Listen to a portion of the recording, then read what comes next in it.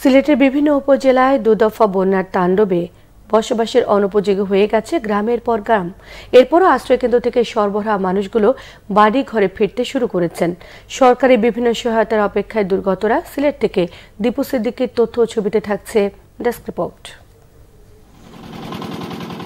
মাত্র 15 দিনের ব্যবধানে দুদফা বন্যায় সিলেটের 10টি উপজেলা এবং সিটি কর্পোরেশন এলাকার 23টি ওয়ার্ড প্লাবিত হয়।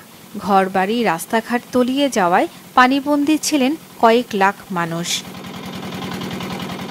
নতুন করে বৃষ্টি না হওয়ায় বন্যার পানি কমতে শুরু করেছে।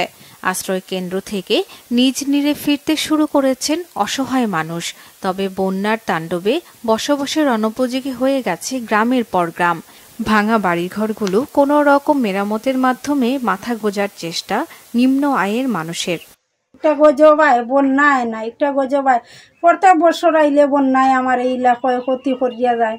গেলবারও আগরবারও উইলা নিছন গিসা সপ্তাহ ঠিকঠাক করলাম, এবার কুয়াই আরো বারো চাইরো বাই ভাঙ্গিয়া লইয়া গেছন গি। আমগুর ঘরের ভিতরে আছিল আডুখানি, আর আমরা মানুষের বাড়িতে গেছিলাম, আইসা দেখি বাড়ি ঘর ঢেউ ভাঙে নিছে। প্রধানমন্ত্রী তো আরো মন্ত্রী আছে, মানুষ আছে, তখন তারা ছবি টবি উড়াইয়া নেয়, সব সময় নিতেছে, নিলে কিছু আমরা তো কোনো কিছু পাই না। এটা তো আমরা মারবার লাগিয়া যত জিনিস তো আছে সব আমরা দুইয়া লইয়া যাই, আমরা তো বাঁচবার মতন নাই আমরা।